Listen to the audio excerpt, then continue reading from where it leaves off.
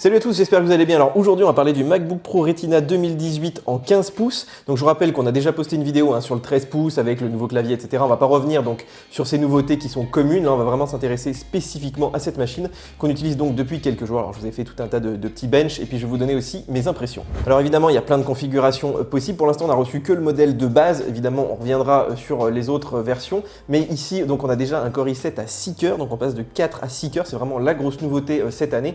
Alors là on a des fréquences qui sont assez faibles, on passe de 2,2 GHz en fréquence nominale jusqu'à un turbo de 4,1 GHz. Vous voyez que c'est déjà une machine quand même qui est relativement puissante pour de l'entrée de gamme sur du 15 pouces. Alors dans les logiciels de bench, on s'aperçoit qu'ici en fait on a une puissance qui est comparable à un iMac 5K de l'an dernier, donc une machine de bureau quadricœur qui est un petit peu mieux ventilée, qui monte mieux en fréquence, même d'un ancien Mac Pro donc à 6 cœurs. Vous voyez que c'est quand même pas mal. En fait c'est la première année qu'on a un tel bond de performance simplement en un an. Alors même si c'est pas comme le 13 pouces on double le nombre de cœurs, mais là en passer de 4 à 6, vous voyez que ça apporte quand même pas mal de choses. Si comme moi vous avez aimé les RPG des années 90-2000, vous allez adorer le jeu Vikings Wars of Clans qui est notre sponsor cette semaine, dont la dernière mise à jour s'est hissée dans le top 5 de l'App Store, le titre comptant déjà 20 millions de joueurs à travers le monde. Disponible gratuitement sur iOS, le titre propose des combats en PvP et PvE, par clan ou par nation, afin de régner sans partage sur son royaume. Organiser des unités, anéantir les ennemis, gérer correctement ses finances, il vous faudra de nombreuses compétences pour bâtir la ville la plus prospère du jeu. Pour l'installer, cliquez simplement sur mon lien situé dans la description de la vidéo. Vous pourrez ainsi obtenir directement 200 pièces d'or et le bouclier de protection initiale. A tout de suite sur Vikings Wars of Clans.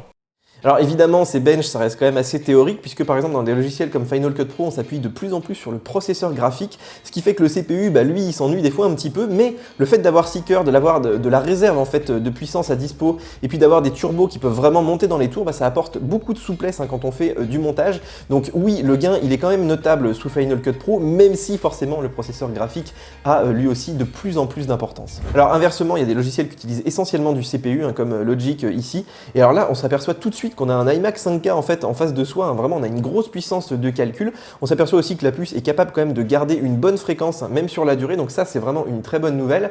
Donc vraiment si vous faites de la musique, si vous utilisez des programmes comme ça, là vous aurez un gain mais qui sera substantiel par rapport aux machines de l'an dernier. Alors après vous avez des programmes qui sont capables d'utiliser donc 100% de chaque cœur, donc ils sont vraiment très gourmands en CPU, notamment tout ce qui est rendu 3D, cinéma 4D, etc. Et là on a lancé en fait un test vraiment sur la durée pour voir si les fréquences de base arrivaient à être maintenues, et la bonne nouvelle c'est que oui là les 6 cœurs restent à 2,2 GHz, donc ça c'est vraiment une très très bonne nouvelle. Ça veut dire que si on fait du rendu 3D, on aura vraiment de la puissance sur la durée. Alors évidemment le turbo il sera plus limité puisque on est proche de la limite maximale autour de 100 degrés, mais c'est vrai que la plupart du temps on aura au moins la fréquence de base promise par Intel. Alors si j'insiste là-dessus, c'est évidemment parce que le processeur c'est quand même la grosse nouveauté cette année, mais c'est aussi parce qu'il y a une petite polémique qui est née avec le Core i9, l'option la plus haut de gamme donc au niveau du processeur. Et aux États-Unis, alors ils ont déjà reçu les machines et ils ont constaté en fait que la machine n'était pas capable de maintenir même sa fréquence de base, à moins de la mettre dans un frigo, ce qui est quand même assez compliqué. Donc voilà, est-ce que vraiment il y a un problème avec ce Core i9? C'est ce qu'on verra quand on aura reçu la machine ici en Europe. Alors rappelez-vous, si vous l'avez commandé exprès pour ça, que voilà, un Mac aujourd'hui c'est le GPU, c'est des GPU externes, c'est une quantité de RAM, enfin le processeur ne fait pas tout non plus, il n'est pas forcément sollicité tout le temps à 100%, mais c'est vrai que c'est quand même assez problématique si Apple n'a pas bien dimensionné en fait la ventilation de cette machine à cette puce qui est censée être ultra performante. Alors comme sur le 13 pouces, la partie graphique évolue quand même assez peu, on a toujours la même puce qu'il y a un an, qu'il y a 2 ans, elle monte un peu en fréquence, mais ça permet de gagner quelques FPS en 3D, un petit peu de perf en OpenCL, mais franchement c'est pas grand chose. Alors effectivement on a 4 Go, on a une carte graphique dédiée, mais c'est vrai que la plupart des applications aujourd'hui professionnelles s'appuient sur le GPU, et je trouve que c'est vraiment dommage là qu'on ait finalement une stagnation des performances. Alors comme sur le 13 pouces on a un SSD qui est très rapide et même plus rapide, puisqu'ici on est à plus de 3 Go secondes donc en lecture et écriture.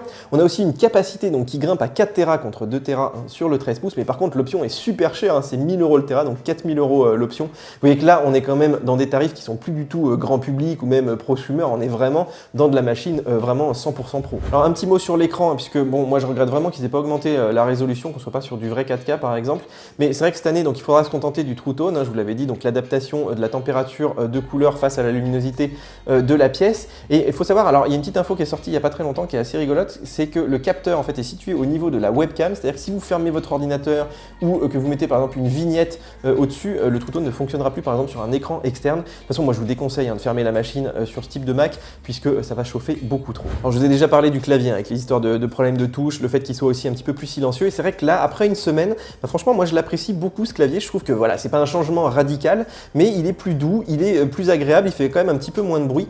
Donc à l'usage, c'est quand même un net progrès. Et puis j'ai remarqué aussi quelque chose, c'est que la ligne des chiffres, en fait, la typo des chiffres est légèrement réduite par rapport à l'an dernier. Du coup, on voit un peu mieux les lettres, par exemple les E, les CCD, donc c'est un petit peu plus agréable, évidemment, si on regarde ses mains en tapant du texte. Alors une nouveauté qui est quand même notable, c'est le passage de 16 à 32 Go maximum, donc sur les modèles 15 pouces. Alors ça, c'est lié au passage de la LPDDR3 à la DDR4, c'est des types de mémoire. Mais la DDR4, en fait, c'est une mémoire qui se destine plutôt aux ordinateurs de bureau, donc elle va consommer un petit peu plus, surtout quand elle est en veille. Et du coup, forcément, Apple a été obligé de gonfler un peu la batterie pour garder une bonne autonomie. Alors pour l'instant, moi, j'ai pas vu de grosses différences. Franchement, la machine, elle tient à peu près comme l'an dernier. Mais c'est vrai que pour tous ceux qui utilisaient des programmes qui sont très très gourmands en mémoire vive, c'est une excellente nouvelle cette année. Alors dans la précédente vidéo, il y en a qui m'ont reproché de ne pas parler effectivement de la touch bar, des ports sur les côtés. Donc c'est vrai que ça change pas. Cette année, on a toujours la même machine. Donc on a fait beaucoup de choses sur la touch bar, sur les docks, sur tout un tas de choses. C'est vrai que moi, la touch bar aujourd'hui, elle me sert quand même très très peu, d'autant qu'ils l'ont pas mis sur les claviers externes, que je me balade avec mes petits adaptateurs pour aller faire de la musique, etc. Donc c'est vrai que c'est assez pénible. Mais voilà, on s'y fait, on s'est créé finalement un petit écosystème d'accessoires, on a acheté les écrans qu'il faut, on a acheté les docks qu'il faut. Donc je vous invite à aller voir toutes nos vidéos qu'on a fait sur ces sujets. Alors est-ce que ça vaut le coup d'acheter ce MacBook Pro 15 pouces? Je dirais que comme le 13 pouces, c'est quand même la première année depuis bien longtemps où on a une vraie augmentation de performance, de passage de 4 à 6 cœurs, c'est quand même assez important et tout le monde en profite. Le système, les applications sont toutes capables d'utiliser comme ça un grand nombre de cœurs. Vous avez aussi le stockage, quand même 4 Tera quand vous êtes dans la vidéo, ça peut être assez important. Alors après évidemment pour toute la partie graphique, c'est pas une année à changer pour avoir un meilleur GPU, mais pour ça donc Apple met en avant des GPU externes. On testera ce petit modèle de Blackmagic, donc ça peut être une solution comme du stockage externe qu'on teste régulièrement sur la chaîne. Et puis vous avez aussi le refurb, donc qui propose notamment les modèles 2017 encore un petit peu moins chers depuis que ceux-là sont sortis. En fait c'est pas mal parce que le refurb ça permet effectivement à partir d'une gamme qui était très chère en 2016, aujourd'hui d'avoir différents types de machines pour différents usages et différents budgets. Voilà les amis, c'est terminé. Alors on fera peut-être d'autres vidéos sur les MacBook Pro, peut-être sur le modèle haut de gamme s'il y a des choses à dire, ou si vous avez des questions, ça peut être une idée de faire une FAQ, quel MacBook Pro choisir pour mon utilisation.